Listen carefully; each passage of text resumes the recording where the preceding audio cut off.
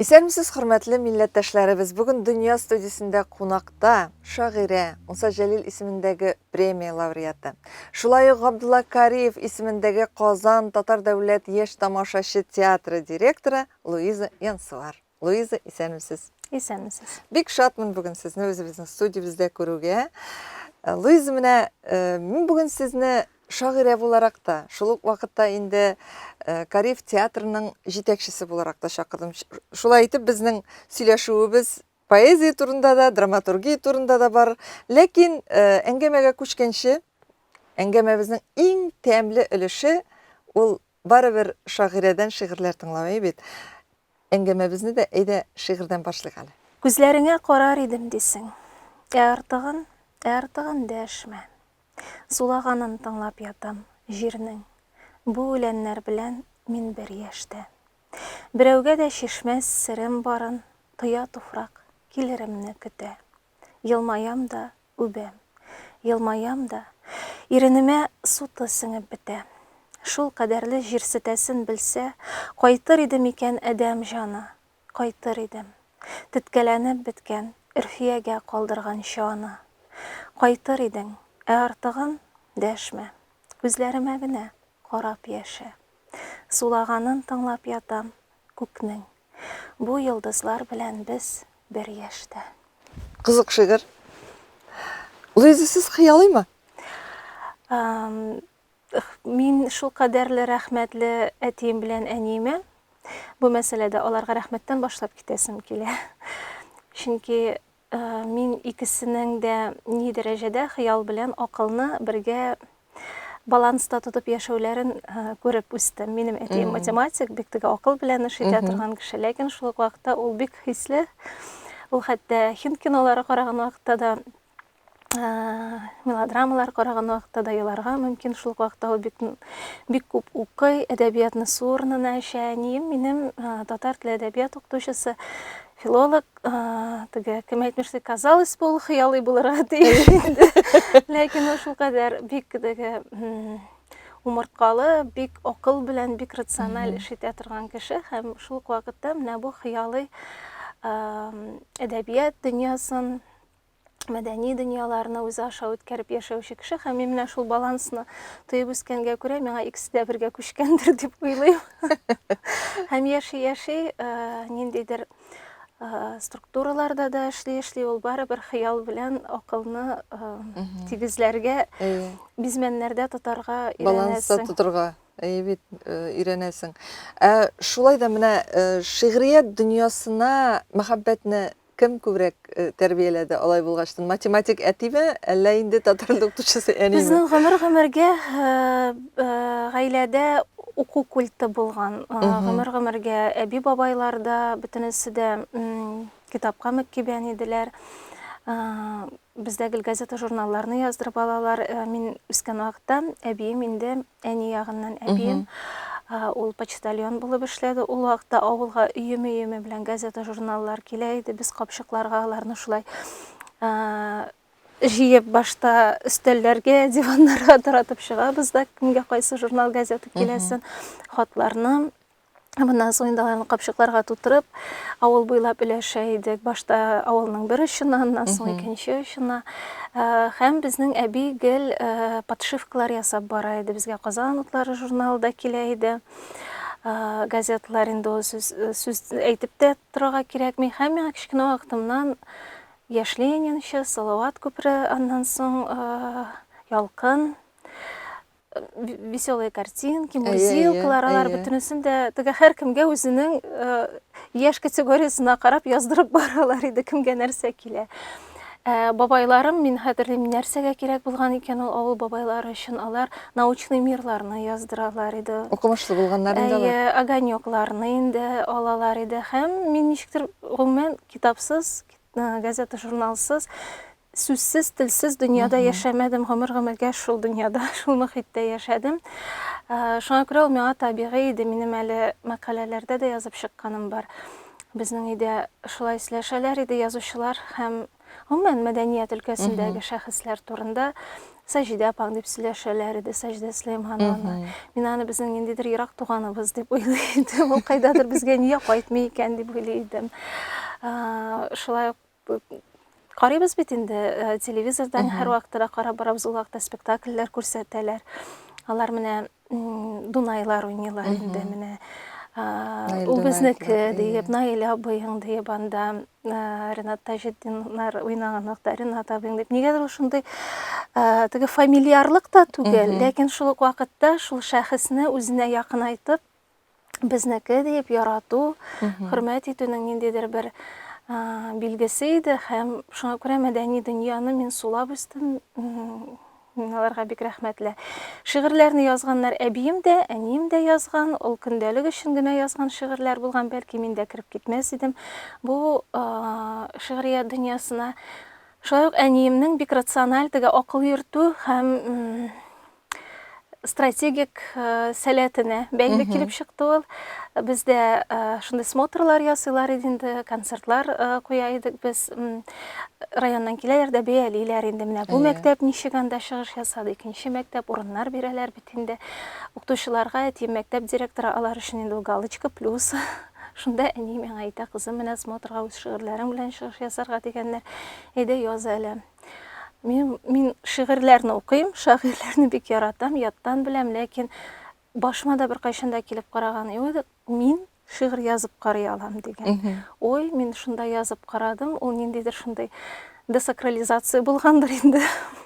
Шуннан соң мин язып киттем. Әни минем ул шигырьләрне дәфтәремнән актарып укып бара иде, менә монысы әйбәт, монысы бар булып җитмәгән диеп.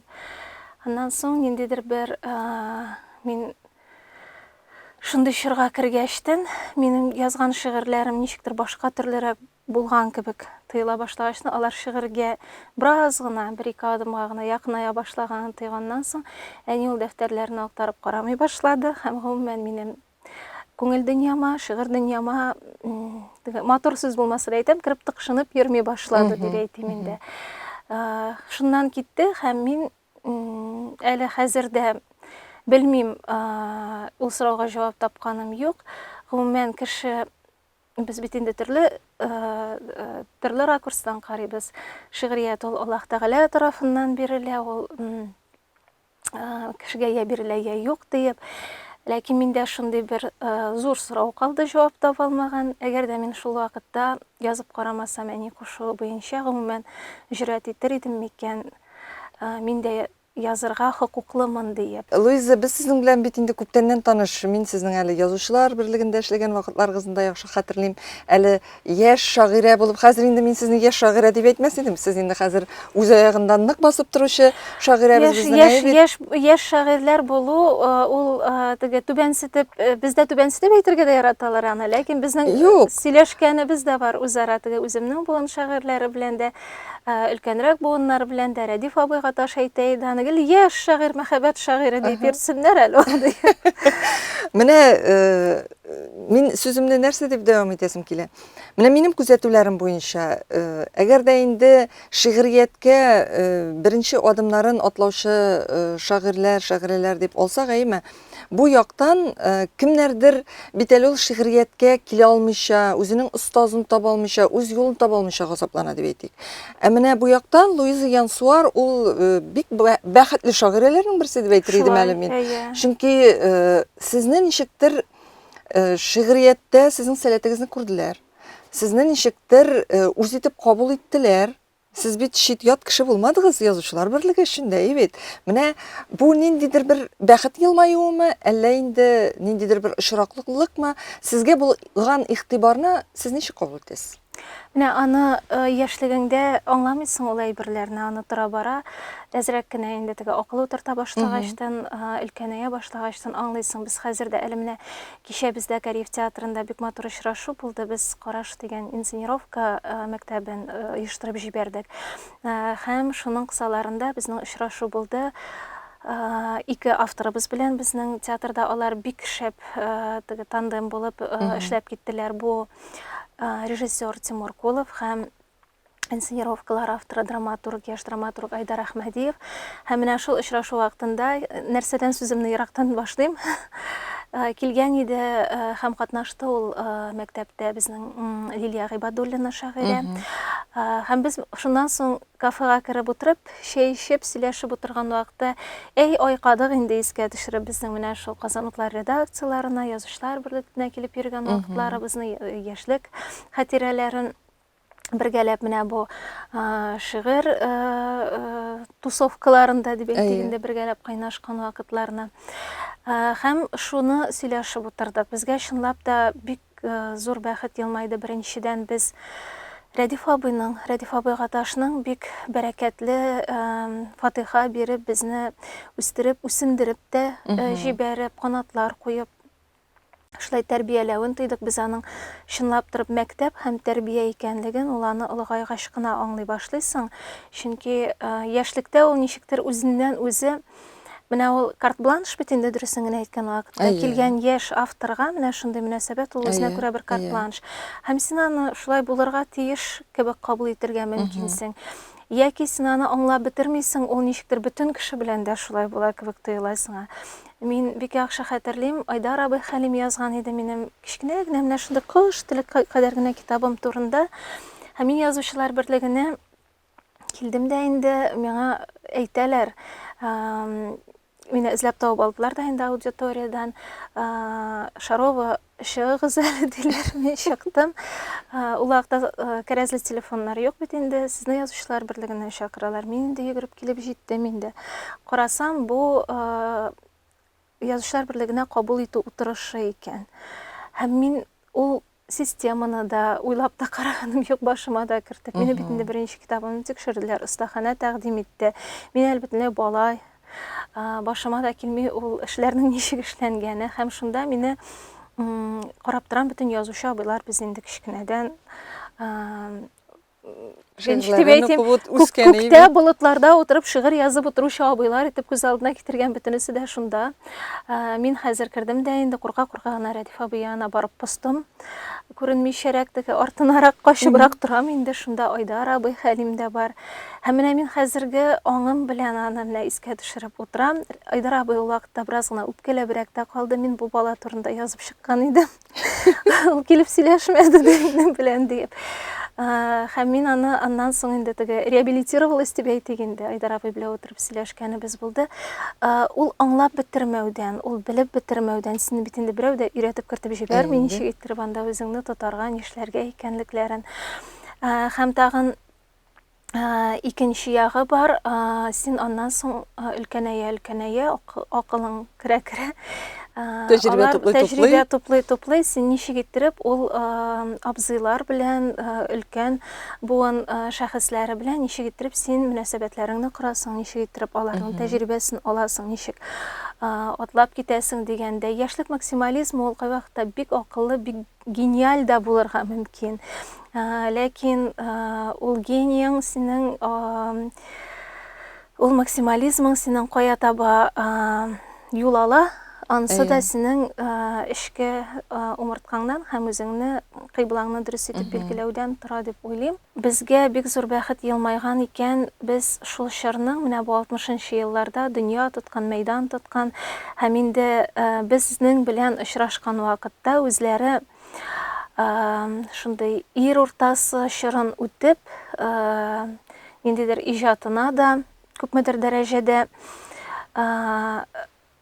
ничек дип дөрес итеп әйтергә икән, кайнап торган ноктадан гына түгел, дөньяны инде бик акыл белән, бик зирәклек аша бәяләгән. Менә шушы буынны күрергә туры килде. Алар инде нәрсәләрнедер аңлаган иделәр, кайбер нәрсәләргә инде алар хыялый күзлектән генә карамый иделәр, дөньяны күрүләре буенча да. Ләкин шул ук вакытта мин хәзерге позициямнан әйләнеп карыйм да аңлыйм, ничек алар безгә хәер хаклы булганнар икән. Мәсәлән, шул Илдар абый Юзефлар, Зөлфәтләр, Мөдәррис абый Әгъләмнәр, анда Гәрәй абый Рәхимнәр. Менә мин хәтерлим, күз алдымда менә хәзердә килеп, күз алдыма хәзердә килеп баса, Казан утлары редакциясында утырасың, менә шул агайлар, алар сиңа карап, 16 яшь яңа гына туган балага карап, алар сиңа фатиха бирәләр, алар сиңа шигырьләреңне бәялиләр, алар ижадка ниндидер юл күрсәтәләр, ялгышларыңны, ниндидер плюсларыңны әйтәләр. Менә бу юнәлештән атлап китә аласың, бала дигән шундый. Луиза, бу зур бәхет бит инде. Ул Бу менә зур- шулай булырга тиеш бит инде, ул әдәбиятның ниндидер менә чылбырын өзмәү өчен. Бу зур бәхет һәм шуны да аңларга кирәк. Менә мин моны ни өчен дә әйтәм. Әдәбиятта, мәдәни дөньяда ул һәр вакытта да бергә булганда һәм менә ниндидер чылбыр булган вакытта көч. Әйе. Без соңгырак арада бер-беребезне югалтыбрак ниндидер әдәби рухи әйберләр турында, әдәби рухи категорияларны башкарак яссылыкка күчерә башладык шикелле тоела. Ничектер бер-береңә битарафлык табарлыкка килә башлады Битарафлык, түгел микән? укымау, без бер-беребезне күтәреп алып, куана белмәү, анысы да бар. Бәлки бу теге чорның мотовоклары белән дә бәйледер. Без барыбыз да пандемиялар аша да үттек, барыбыз да авырып, ниндидер кризислар аша да үттек дип әйтим инде, аның белән дә бәйледер. Ләкин без килеп кергән вакытта менә ул хәзерге Татмедиа структурасы ул күбрәк административ структура түгел иде, күбрәк иҗади мөхит иде. Язучылар берлеге дә шундый мөхит иде. Без дөньяны хәзер күбрәк мәдәни дөньябызны да без хәзер күбрәк административ яктан корыргарак омтылабыз. Иҗади рух ул һәр вакытта да ирекле, шул ук вакытта бик зирәк, ирекле, аның һәр вакыт умыртка баганалары тотып торучылары булган һәм менә мин сагынып искә алам, ул вакыттагы университет мөхитен шулай ук сагынып искә алам. Анда минем гомеремә туры килгән җитәкчем дә, фәнни җитәкчем дә һәм төп остазларымның берсе дип исәплим Резеда апа Ганиеваны. Менә алар безгә университет мөхитендә Флора апа Сафиуллина белән шулай ук миңа курс эшләргә насыйп булды. Ул безне үзе шүпләп алып, менә курсыгызда менә шушы 2 бала тырай тибеп йөрмәгез дип, беренче курста ук безне алып килде дә, курс эше языгыз, эш белән шөгыльләнегез дип. Ул шундый мәктәп булган. Әле истәлекләргә бирелгәч инде бик якын дустым, без беренче курстан бирле бергә, бик иҗатын да үзен дә хөрмәт итә торган кеше бар. Минем тормышымда Ланда Шабударова, хәзер ул Казан утлары журналында эшли. Без икебез дә Резеда апа Ганиеваның укучылары, һәм Резеда апага без курс эшләре язарга килә идек. Кичкенә генә бер детальгә тукталып үтәсем килә. Резеда апа безне беренче курс студентлары бит инде. Нәрсә инде, без яшел студентлар инде. Һәм шунда безне алып кереп утырта иде дә, шундай диваннарга. Хәзер балалар чәй эчеп алабыз, көч туплыйбыз, сез университеттан гына килгән, дәресләрдән соң килгән, аннан соң эшкә керешәбез дип утырта. Һәм ул безгә шундай затлы, матур, юка, шундай фарфор сервизлар белән чәй, кофе чыгара иде, ниндидер тәм-томнар куя янына. Һәм без ул вакытта гаҗәпләнә идек. Ул гадәти мондай гына сервиз белән чыгармасаң да була бит инде. Аны ниндидер берәр чынаякка салып чәй бир дә инде балага. Ул үзенә күрә шулай ук мәктәп булган икән. Һәм без менә хәзер аны күз яшьләре белән искә алабыз. Үз өеңә китереп, менә шушы балаларга фәнни белем генә бирү түгел, аларны ничектер затлырак мөхиткә кертеп җибәреп, интеллигент мөхиткә кертеп җибәреп, шундый күтәреп куюда булган икән ул Ул бит әле шул вакытта ниндидер хөрмәт күрсәтү. Ул кеше күңелендә һичшиксез ниндидер менә шундый әйтеп бетергесез хисләр уята торган әйбер бит. Сиңа карата хөрмәт, яшь булуга карамастан. Университет мөхитенә кергәчтән безнең өчен иң беренче шок нәрсә булган иде. Диләрә апа Тумашевалар, мәсәлән, шулгаймы, алар син беренче курс студенты, кем инде син? Алар синең белән сез дип сөйләшәләр. Һәм менә шушы ничек дип әйтәм, шушы дәрәҗәне, шушы интеллигентлык дәрәҗәсен алар безгә үзләре исән вакытта саклап калып, күпмедер дәрәҗәдә күчергәннәрдер дип ышанасы килә. Менә шундый яшертен бер тәрбия, менә шушындый Дөресен генә әйткәндә, Луиза менә шундый тәрбия бирә торган, шундый белем бирә торган һәм шул вакытта яшьләргә ниндидер менә үз сукмагын башлап җибәрергә мөмкинлек бирә торган улпат мөгаллимнәр җитеп бетми бүген бит. Сезгә шулай тоелмыймы? Ул җитеп бетми дигән тагын шунысын да әйтәсе килә. Ул бит белемне алырга әзерлекле булу да кирәк һәм шул ук вакытта белемне биргән вакытта мин мәсәлән ышанмыйм белемне, менә мин мөгаллим диеп анда ниндидер әләмнәр күтәреп җибәреп, син аны әләмнәр күтәреп йөреп, син аны менә мин буларга белем бирәм диеп бирәсең. Баралар. Бәлки аларның кайберләре кычкырып йөрмиләрдер, бәлки аларның андый эшләр ул теге мәйданнарда эшләнми. Ул үзенә күрә Дәшми тынмый гына эшләнә. ул кайсыдыр биналарда, редакция биналары эчендә булырга мөмкин, шул ук театр, шул ук ниндидер яшьләрнең очраша торган ниндидер проектлары булырга мөмкин. Ул бөтенләй юк түгел, ләкин шынлап торып, теге зауыклы иттереп ниндидер институциялар тәрбияләгән очракта алар безгә үзебезнең милли кадрларыбыз өчен, милли яшьләр өчен бик кирәк. Ул билгеле бик зур нәрсә. Һәм әйтәсем килә, ул бит дәвамчанлыкны син һәр вакытта да күзәтеп кенә дә бетерә алмыйсың. Менә без бик яратабыз инде әйтергә, менә теге вакытта шулай иде, хәзер алай түгел диеп, ул барыбер бар, ул бер кайчан да миңа калса өзелеп калмаячак, бары тик ул чорга, вазгыятькә безнең ниндидер метаморфозаларыбызга карап кына үзгәрә, бераз гына кай вакытта күләгәдәрәк кала, кай вакытта өскәрәк калкып чыга дигәндә. Мин гомумән гомерем буе бала чактан һәм үсмер вакыттан, Казан мөхитенә килгән вакыттан ук әле мин гомумән мәйданнардан кычкырган сүзләргә бер кайчан да ышанмыйдым. Хәзер дә ышанмыйм. Мәйданнарда тәрбияләнмибез без. Без тәрбияләнәбез һәр вакытта да бик яшерен генә кемнәрнеңдер канат астында. Иде менә шушы урында тагын бер шигырыгызны тәкъдим итегән. Без хәзер бит шигырьләрне дә менә шулай смартфон экраннарыннан укыйбыз. Язганда кәгазьгә язасызбы? Мин кәгазьгә дә язам, телефонга да язам, һәр вакытта да хәзер кәгазь йөртмим янымда. Аңа ничек вакыт кала? Мин таксиларда йөргәндә, юлда йөргәндә яки җыелышларда утырганда язам. Ул илдә гел кадер турында сөйлиләр. Гел кабер тирәли йөриләр. Башаклар шыбырдый, аппак кар шыгырдый. Тереләй яшәми, үлмиләр. Узакка сузылган нәфрәтне йодрыклап, кем корбан эзләнә, кем дошман. Әштә йөрәктә нәрсәдер сулкылдый. Канаты кайрылган бер коштан мин сорыйм. Булдымы кайчандыр очканың? Күкләрнең киңлеген кышканың. Ул башын кайырып дерелди, сабыем. Кил, сыйын, җеп-җылы учларым. Ул илдә гел бәхет турында сөйлиләр. Гел тәхет тирәли йөриләр. Кылганнар тибрәлә, зәңгәр су җилләрдә. Кайтырын белмиләр. Менә бу күпмедер күләмдә Луиза безнең әле генә сөйләшкән сүзләребезгә бер үзенчә бер җавап формасында да булды, шулай бит.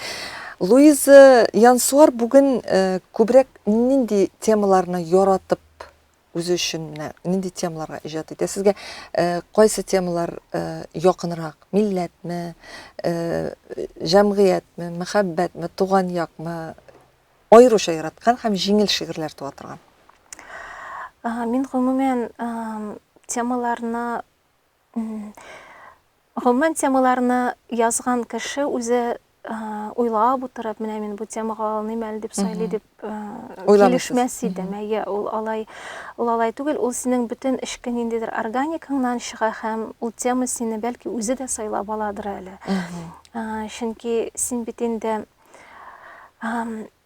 җәмгыять тәрбияләгән вакытта да туганыңнан бишектә иренеңә беренче тапкыр әниеңнең сөте килеп тамганнан соң син бит инде күпме кешеләр тәрбиясе аша үтәсең, җәмгыять система аша үтәсең дигәндә шул балалар бакчалары, мәктәпләрдән алып син бит инде бар система эчендә.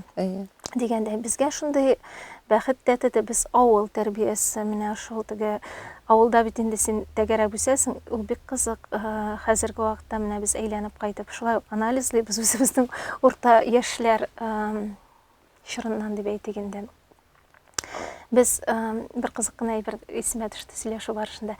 Без төшеп китәбез су коенырга, бер 10 баш төшеп китәбез инде, әйме? Авыл әбиләре карап калалар инде, санап калалар, тегеләрнең баласы төшеп китте, моның баласы төшеп китте дип инде.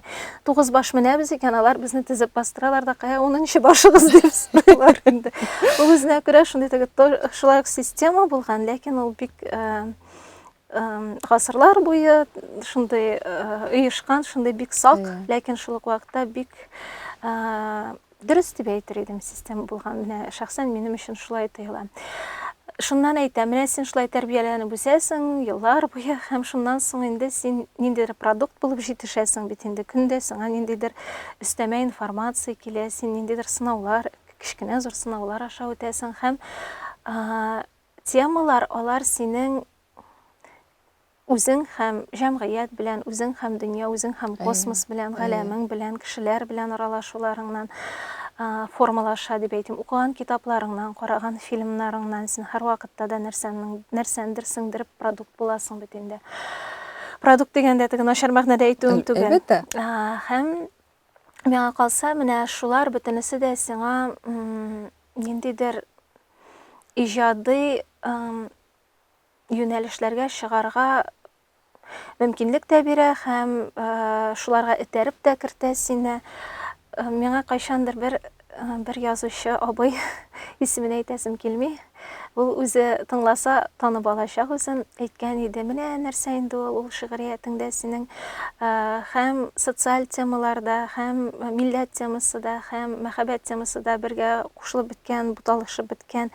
Ләкин без бит мәхәббәт бер җирдә, бер киштәдә торган, милләт икенче киштәдә торган, җәмгыять өченче киштәдә торган дөньяда яшәмибез. Шуңа күрә минем өчен хәзерге вакытта, ул хәзер генә дә түгел, күптәннән инде минем өчен менә без менә монысы милләт темасы, монысы мәхәббәт темасы, монысы социаль лирика, монысы нечкә лирика дигән андый бүленешләр юк, һәм ул булырга да тиеш түгел дип исәплим. Безнең шигърият миңа калса бүгенге дәрәҗәсендә ул шактый фәлсәфи, һәм татар шигъриятендә без шактый теге фәлсәфи катламнарга чыктык, һәм ул артык фәлсәфи яки артык индивидуаль да була кайсыдыр өлешләрдә, кайсыдыр бер өлешләрдә ул артык теге социаль яклары да калкып чыганың, ләкин ул бит тере процесс. Шуңа күрә ул менә бүгенге көндә без ничек язабыз, без нинди бар, без шундый итеп чагылып калабыз бүгенге көннең ничек дип әйтим инде, протоколында дип әйтик. Куштырнаклар эчендә бүгенге көннең шундый үзебез аша шагыйрь миңа калса барыбер ул теге проводник, аның аша барыбер ниндидер нәрсәләр кала, ниндидер сүз катламы һәм фәлсәфәләр катламы. Инде бер 10 елдан, 15 елдан, 20 елдан, бәлки ярты гасырдан шигъриятнең һәм шагыйрьнең иҗатын чынлап торып аңлау ул бер 50 еллардан соң гына мөмкин, чын мәгънәсендә шыр белән бергә тәңгәлләштереп дип әйтәләр бит инде. Миңа калса, анда инде кемнәрдер язарлар, ни өчен, мәсәлән, менә бу 2023 елларда язган шагыйрьләрнең шигъриятендә шундый темалар булган икән, ни өчен алар бу проблемаларны күтәргәннәр икән, нәрсә әйтергә теләгәннәр, кая барырга теләгәннәр алар дип. Аннан соң шунысы да бар, мин бик фрагментарлыкны тоям хәзерге көндә. Менә бүген яза торган шагыйрьләрдә дә бар ул, яза торган гомумән проза язучыларда да бар. Ул фрагментарлык безнең шулай ук мөхитебез хәзерге вакытта экраннардан гына ниндидер информацияны бик тиз арада гына кабул итүебез белән бәйледер. Мәсәлән, без театрда шундай дискуссиялар үткәрәбез бит инде, спектакльне карыйбыз, аннан соң фикер алышу, әңгәмәләр, кай вакытта без күрәбез менә мәктәп балаларында кайчан булган ул Бөек Ватан сугышы, мәсәлән, нинди чор ул, мисал өчен крепостнойлык чоры нәрсә ул, булай гына әйтәм инде, мисал өчен генә, ниндидер вакыйгаларны һәм алар узган чырларны белеп бетермәү, аларны бергә кушып, шул информацияны анализлый алмау, менә андый әйберләр сизелә. Ләкин шул ук вакытта, миңа калса, кеше үзен тәрбияләсә, ул һәр вакытта да ниндидер логик системага килә ала. Чөнки яңа буында бик ирекле фикерләү, иркен кысаларга кертеп куелмаган шундый фикерләү бар, һәм ул фикерләү белән логик ул вакыты белән кушылырга да мөмкин.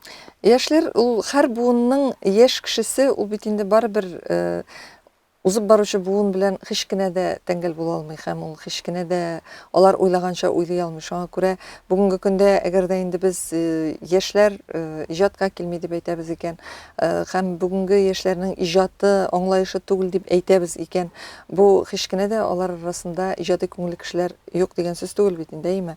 Ләкин менә бер нәрсә борчый, бүгенге көндәге яшь иҗатчылар, шул ук каләм ияләре, шагыйрьләр булсын, чишмә әсәрләре өлкәсендә үзен сынаучылар булсын. Менә сезнең чордагы шикелле аларга ничектер кулаш җәеп, фатиха биреп торучылар юк. Ничектер алар үз язмышы белән яши, өлкәннәр, менә мин бу нәрсәне шагыйрьләр, язучылар белән сөйләшкәндә, еш кына яшьләр белән сөйләшкәндә дә күтәрәм, чөнки ул минем үземне борчый. Бу чынлап та шулай, ничектер алар үзләренчә яши, өлкәнрәк буын шагыйрьләр хәзер язучылар үзләренчә яши. Менә сез әйткәнчә ничектер язучылар берлегенә чакырып китерү дигән нәрсә дә юк шикелле бит. Һәм алар күбрәк үзен социаль челтәрләр аша танытырга тели. Социаль челтәрләр аша ул үзенә укучыларны эзли. Бәлки бу дөрестер, ләкин күпмедер күләмдә аларга адашып калмас өчен, менә бу дөньялыкта әйме, тәҗрибәсезлектән ниндидер үзенең бара торган юлыннан тайпылмасын өчен, барыбер миңа калса остазлар кирәк. Сез ничек уйлыйсыз? Менә миңа калса аларның социаль челтәрләр аша, чөнки без үзебез дә хәзер, менә безгә 40 яшьлек буын инде без, әйме? Без дә социаль челтәрләр аша дөнья белән сөйләшәбез хәзер. Әлбәттә, ансыз булмый да. Миңа калса, ул бик табигый, социаль челтәрләр аша сөйләшүләре, диалог кырулары дөнья белән. Ләкин монда шул ягы да бар, менә мин әйтмәсәм проектлар юк дип, язучылар берлегенә дә чакырып китергән чаклары да бар, язучыларның остаханәләргә дә. Шул вакытта менә хәзерге вакытта Идел журналы Татмедиа татар китабы йорты белән яңа исем дигән мәсәлән проект эшли, әйме. Безнең мин әле татар китабы йортын җитәкләргә килгән вакытта без башлап җибәргән идек Шәриф Камал премиясына нигезләмә булдырган идек. Аны шулай ук республика күләмендә яңгыратып, проза язучыларны һәм тәрҗемә өлкәсен бик үстерәсебез килгән иде. Шундый яшьләр өчен мөмкинлек биргән идек. Әгәр дә үзенең язылган әсәрең өчен сиңа 50 мең биреп куялар икән, ул барыбер юлда аунап ятмый. Аннан соң язучылар берлегенең бар менә шундый проза язучылар өчен кече форма, хикәя язучылар өчен Казан утларының бар шундый проектлары. Алар бар, алар чынлап та, алар хәтта шактый дәрәҗәдә җитәрлек тә, күп тә дип әйтер идем. Ләкин безнең бәлки күбрәк бу менә бу бирелгән мөмкинлекләргә проект итеп каравыбыз бардыр. Үзебезнең өлкән буынның без менә бу проектны эшләдек. Менә яңа исем мәсәлән, Шәриф Камал премиясы, тагын мәсәлән проза язучыларга, тагын ниндидер анда без аларны проект итеп карап, яшьләр анда җибәрәләр, язалар, киләләр, китәләр. Һәм бераз гына менә шундый таркаулык бар кебек безнең күз аллау туа, әйме, дөньябызда. Һәм шул ук вакытта икенче ягы да бар. Без менә бик күп бит инде жюри әгъзалары булып утырырга туры да килә, һәм ул чынлап та күңел кушу буенча да. Һәм шунда син күрәсең, һаман шул бер кызлар, егетләр дибез без менә үзара анализлыйбыз бит инде. Без аларны, мисал өчен, сәләт бәйгеләреннән күрәбез инде, кайчаннан кичкенәдән бирле Иделем Шарлага аша беләбез. Тагын башка төр бәйгеләр, язучылар берлеге бәйгеләре аша. Алар шулайтыр безнең күз алдында үсәләр, инде үсмер чорга керәләр, Ялкын, Идел журналлары белән бәйле булып әвереләләр. Аннан соң индидер төрле өлкәләрдә шулай күренә башлыйлар, төрле урыннарда театр булсын, мәсәлән, Милли китапханә башкасымы. Һәм менә шушы яшьләрнең тәрбияләнүләрен күреп торган, еллар буе сыналарны күреп торганда, син бит инде аңлыйсың, кайсы юнәлеш кирәк кереп китәр диеп. Һәм шуны да әйтер идем, ул бит штучный товар, барыбер яза торган кеше, һәм алардан, мәсәлән, 1-20 кеше шул конкурсларда йөрергә мөмкин, әйме? Аннан соң алар 15-ләп калырга мөмкин. Һәм аннан соң шуны да әйтер идем, әгәр дә остазларны эзләп табасы килә икән, ул теге беркем дә сиңа остазлыкны менә бу синең остазың дип кенә билгеләп куймый бит инде алып. Һәм остазларны табасы килгән кеше ул үзе дә эзләп таба ала. Минем мәсәлән, үземнең үз гомеремдә күзәткәнем булды, ничек иттереп берничә кешенең кемнәргәдер остазы иттереп саныйсы килеп, аның белән бергә аралашасы килеп, килгәнен, аларның аралашып, бергәләп дуслашып киткәннәрен. Минем үземә килгәне булды, шулай ук Луиза апа сезнең белән танышып аралашасым килә, мөмкинме без аралашыйк әле дип, һәм без аралашабыз, фикер алышабыз, ниндидер шигырьләр алышабыз. Ул кешенең үзеннән дә тора, мәсәлән, әгәр дә әйләнеп карап, теге дөнья әдәбияты мисалында караган очракта, ул һәрвакытта да шулай булган. Ул теге остазлык, ул укучының сайлап алуыннан, теләк булырга тиеш, үҗәтлек булырга тиеш күпмедер күләмдә. Менә мәсәлән, шул проектларга әйләнеп кайтсак та, менә әйтә алам. Без 15 яшемдә мин мәсәлән Казанга килдем, ул Ялкын журналы оештырган конкурс, бәйге иде. Һәм шул бәйгедән безне сайлап алдылар да яшь язучылар конференциясенә чакырдылар. Ул вакытта язучыларның бит инде бөтенесен дә теге күреп беләсең, мин инде калтырап төштем, мин бик курыктым, мин әйтәм, бара алмасак кына ярар иде, юлларны кар күмсә генә, буран булса гына ярар иде, чыгып китә алмасак, машина тапмасак ярар иде. Ләкин минем әнием бик үҗәт кеше, син анда барырга тиеш дип, мине шулай иттереп КамАЗ тауып, безне төялеп алып киттеләр. Без килеп кергәндә, менә ул конференцияда карап торасың бит инде яшьләр, кызлар, егетләр, һәм бүлделәр аларның бөтенесендә. Менә син Рәдиф абыеңа буласың, менә син анда Роберт абыеңа буласың. Карап торабыз, кайсыларыдыр килеп, язучы абый апаларның сайлыйлар. Син шул районнанмы, сеңлем, кил, миңа, мин дә шул районнан бит дип. Минем язмышыма электр Резида апа Вәлиева ул тикшерде, анализлады минем иҗатымны. Ләкин менә язмыш шулай иттереп китереп чыгарды. Шунда без Рәдиф абыйга таш белән танышып киттек, бер рәттә туры килде утырырга. Әнием Рәдиф абый үрелеп сорады, бу нинди булбул баласы дип. Әнием әйтте, без менә Петряч районыннан, Янсуар авылыннан. Рәдиф абый әйтте, абау нинди матур төрки исемле авыл, миңа Казан утлары редакциясенә шигырьләрегезне алып килегез әле. Шуннан башланып китте. Мин бераз гына мистикрак та карыйм менә бу хәлләргә, һәм гомумән миңа калса теге ниндер язмышлар ул галәм тарафыннан хәл ителә, күкләр тарафыннан. Бәлки без шул бер рәткә утырырга да тиеш булмаганбыздыр, ләкин ничектер һәрбер нәрсәне үз урынына куя торган ниндидер галәми югары бер уен бар. Уен дигәндә матур уен, һәм шул уенда һәркемне дә Аллаһ Тәгалә дип әйтикме, галәм үзе үз урынына куя, һәм менә минем бәхтемә Рәдиф абыйның остазлыгы. Тәтәдә без Резида апа белән дә гел аралашып, гомер буе аралашып яшәдек. Луиза, менә сез бит инде хәзер 2 елдан артык безнең Кореев театрының директоры булып эшлисез. Театр дөньясы бар, икесе дә безнең сәнгатебез, икесе дә безнең әдәбиятыбыз булса да, драматургиясы да, шигърияте дә, әйме. Ләкин алар барыбер икесе ике юнәлештә. Менә Луиза Янсуарга, шагыйрә кешегә, әйме, директор булып китү театр дөньясына шуму дип әйтик инде, күпмедер күләмдә иҗат итәргә комачауламадымы? Бу сорауны миңа биргәннәр иде, мин татар китабы йортына, музей системасына килгәчтен, анда җитәкләргә килгәчтен, син хәзер язмассың инде дигәннәр иде. Үзебезнең улпат кына язучы абыйлар әйткәне бар иде бу сүзне, булды, бетте инде, иҗатың булмаячак синең шуннан соң дип. Беренчедән мин менә музей мөхитендә ул теге әдәбиятка якынрак, барыбер дә безнең кулъязмалар белән бәйле бит татар әдәбияты тарихы музее булгачтан, ул барыбер әдәбият белән турыдан-туры. бәйләнештә иде. Театр мөхитенә килгән вакытта мин теге бераз гына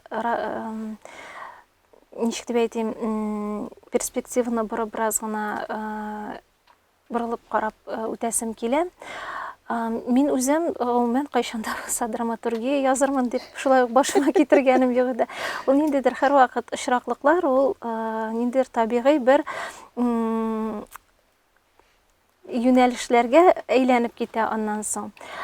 Безнең ул килеп чыкты, без Резида Гарипова белән калеп проектларын бергәләп эшли башладык. Мәсәлән,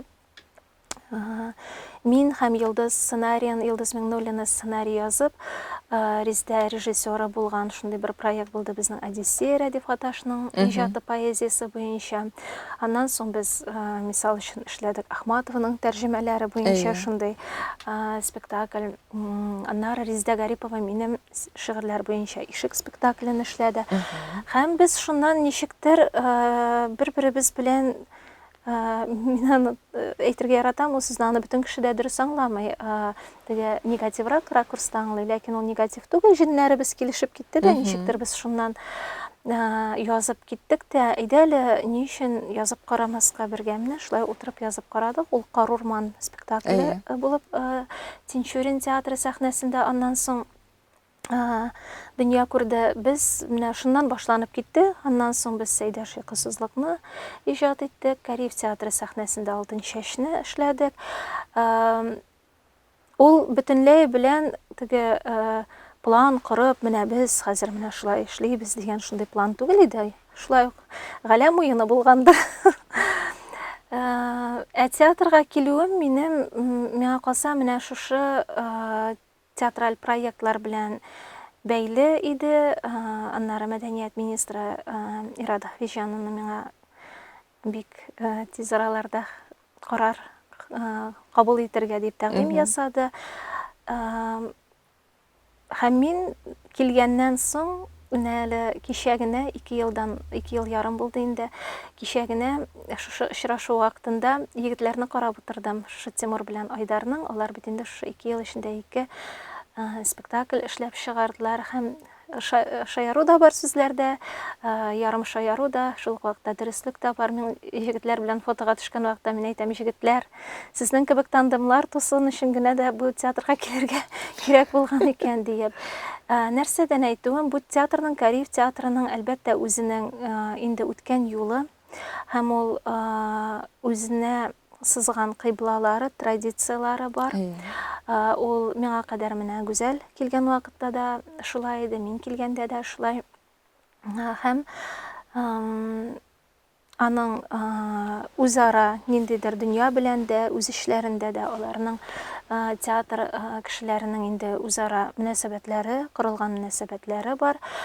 Һәм син һәрвакытта килгән вакытта бит инде карыйсың, нәрсә белән яшибез, нинди яңа проектлар кертеп җибәрергә була, нинди потенциалыбыз бар безнең ниндидер яңа юнәлешләргә чыгарга.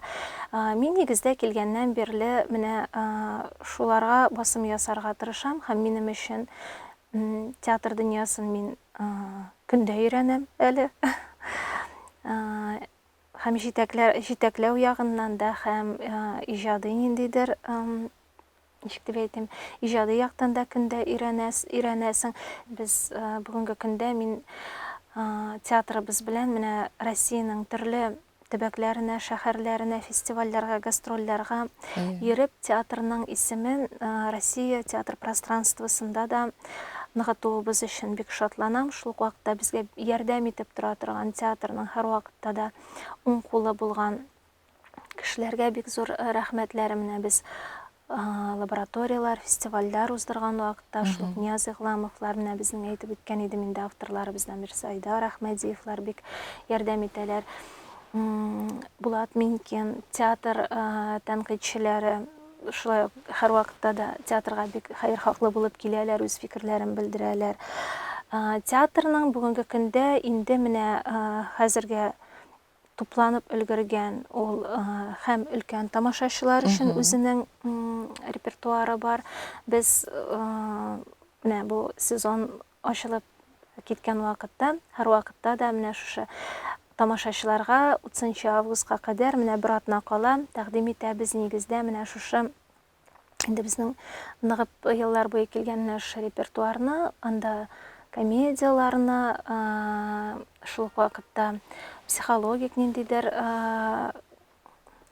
мелодраматик, драматик шундай нигезгә корылган әсәрләрне тамашачы ялда итә, тамашачы үзенә җыеп туплап китә, ниндидер энергиядә, көлеп тә, елап та дигәндәй. Шул ук вакытта без йөз тотабыз, семейный просмотр диләр инде, гаилә белән килеп карый торган спектакльләргә. Алар бик мөһим, чөнки без көндезге спектакльләргә нигездә мәктәп укучыларын китерәбез, класслар белән киләләр. Безнең шулай ук бар кичкенәләр өчен бөтенләй бәби форматындагы спектакльләр, интерактив форматтагы спектакльләр без менә бик рәхмәтле. Узган сезонда Әлифба дигән спектакль чыгарды, ул хыял иде һәм хәзер аны ниндер цикл иттереп дәвам итәсе килә. Ул балаларны шундый хәрефләр тануга, татар әлифбасының нәрсә икәнлегенә, татар гореф-гадәтләренә, милли ниндидер бәйрәмнәр, нинди Сабантуй ул нәрсә, Казан кирмәне ул нәрсә, Сөембикә манарасы, менә шундый үзебезнең милли дөньябызга үзенә бер сәяхәт итеп эшләнгән шундый спектакль иде ул. Аны безгә финанс ягыннан ярдәм бирүләре өчен бик рәхмәтле без. Менә шундый спектакльләр бар һәм инде Кариф театрын бик сүгәргә яраталар. Сез нинди спектакльләр чыгарасыз, ул милли түгел диеп, яки ни өчен сез классиканы шушылай иттереп үзгәрттегез, ни өчен классиканы читтән килгән режиссерлар куя дип сүгәргә яраталар. Без инде ул сүгүләргә ияләштек һәм тыныч карыйбыз. Алар бик кирәк. Үзебезне, дөресен әйткән вакытта, ул үзебезне тонуста тоту өчен һәм туктале менә син баланс дип әйттем бит. Бизмәндә тукталесенең бизмәнең бер якка ушып китмәде микәнлеген. Аннары бит сезнең яшьләр театры. Яшьләр өчен монда ниндидер яңалык та булырга тиеш. Менә шуннан әйтәсем килә һәм без яшьләр килгән вакытта мин театрның барыбер дә төп бәяләүчесе һәм аңа төп критерий куючысы тамашачы дигән фикердә торам. Һәм әгәр дә без татар яшь тамашачы театры икән, ул яшь тамашачы. Менә кичә генә миңа бер җитәкче шалтыратты, безнең Казандан түгел, төбәктән, һәм шалтырата: Луиза, карале, безнең бит тамашачы алышынырга тиеш, безнең хәзер яшьләргә тәкъдим итә торган продуктларыбыз булырга тиеш дип, менә шул турыда без уйладык. Сөйләштек. Безнең өлкән буын тамашачысы белән генә без театрга килә торган яңа яшь тамашачыны тәрбияли алмаячакбыз. Аларны театрга җәлеп итәргә кирәк бит. Аларга без нәрсәдер тәкъдим итәргә тиешбез бит диеп. Һәм менә без дә утырып сөйләшкән вакытта театр эчендә шул ук безнең баш режиссерыбыз Ренат Мирзахасанович белән, шулай ук безнең менә административ театрның һәм иҗади составы белән һәр вакытта да шуны уйлыйбыз. Безгә мәсәлән яшь тамашачы театрына бәбиләрне китерү бәлки кирәк тә түгел дигән булырлар иде. Ләкин ул алай була алмый. Шушы бәбиләр, алар әкренләп барыбер шушы театрның аннары алар үзләренең дусларын китерә башлыйлар, класслары белән килә башлар. Ул тәрбияләнү шундый чылбыр белән булырга тиеш. Әгәр дә инде менә бу безнең яңгыраган һәм безне сүгә торган спектакльләрне алсак, мәсәлән, кичә генә Ромео и Джульетта спектакле карадык без бу сезонда беренче тапкыр. Безне бик сүктеләр инде ул спектакль өчен, сәхнәдә үбешәләр дип тә сүктеләр. Менә мин кичә карап утырам, ул бит чыккан гына вакытта премьера, ул шундый кайнар була, синең хисләрең, эмоцияларың да бик кайнар була. Кичә мин карап утырам, карале, бер сүгәр җире дә юк икән бу спектакльнең. Барда үз урынында диеп, һәм безнең анда без шундый үзенә күрә бер ход та ясаган идек, анда гауга төркеме, рок төркем бит инде ул безнең бүгенге көндә бик популяр булган. Аның фронтманы Әскәр егетләр белән килеп һәр спектакльдә алар спектакльнең бер өлеше булып уйныйлар, һәм ул шулкадәр ошый яшь аудиторияга, һәм мин исәплим безнең театрның ул бер уңышы булды, әлеге төркемне дә китереп шундый берләштерү, театр труппасы белән әлеге менә бу төркемне тере рок музыка, яшьләрчә шундый драйв, энергия, аның режиссеры Илсур Казакбаев миңа калса бик дөрес адым ясады. Һәм без үзебез өчен кассаны да эшли торган, без акчада эшли торган, безнең тамагыбызны да туйдыра торган дип әйтик инде. Һәм шул ук вакытта бик теге иҗади яктан, сәнгати яктан безгә эстетик ләззәт тә бирә торган шундый бер продукт булдырырга, спектакль булдырырга ирештек. Спектакльләрне булдыру шундый, тудыру шундый нәрсә, син беркайчан да белмисең, син һәрвакыт теге как по минному полю дип әйтик инде. Нәрсә килеп чыгасын һәм ахыр чиктә театр теләгән, театр өметләнгән продукт булачакмы икәнлеге иҗат бит ул.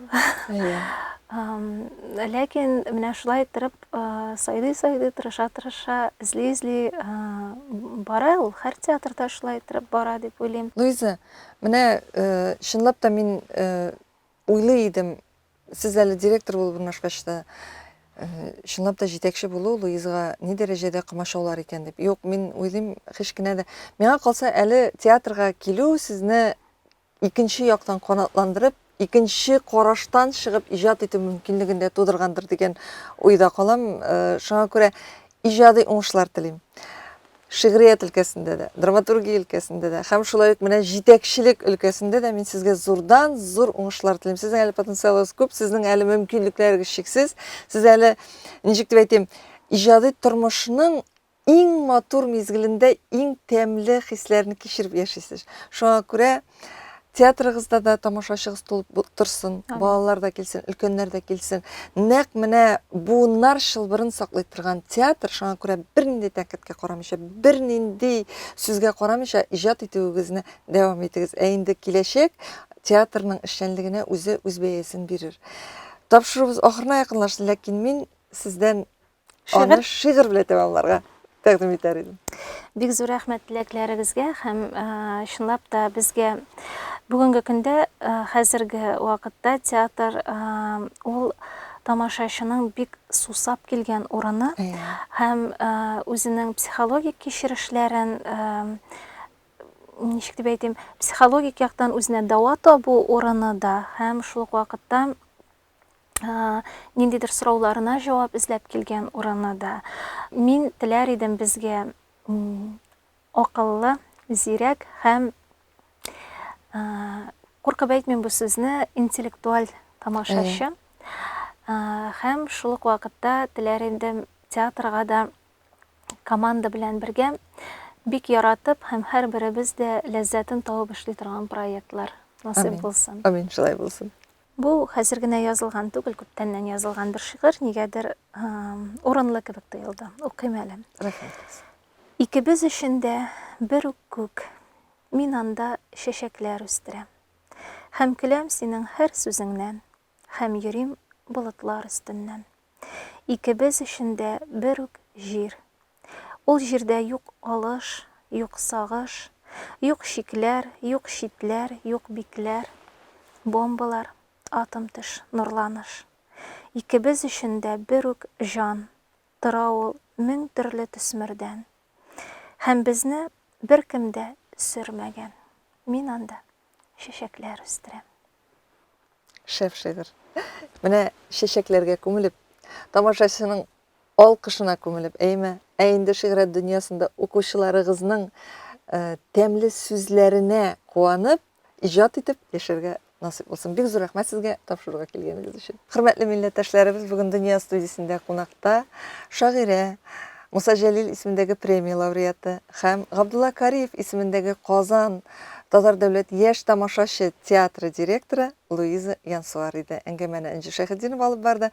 Киләсе очрашуларга кадәр саубуллашабыз. Иҗат дөньясындагы иң матур иҗат җимешләрен тоеп, шигъриятны укып, театрга җөреп, бергәләшеп, бердәм булып яшәргә насыйп булсын. Киләсе очрашуларга кадәр.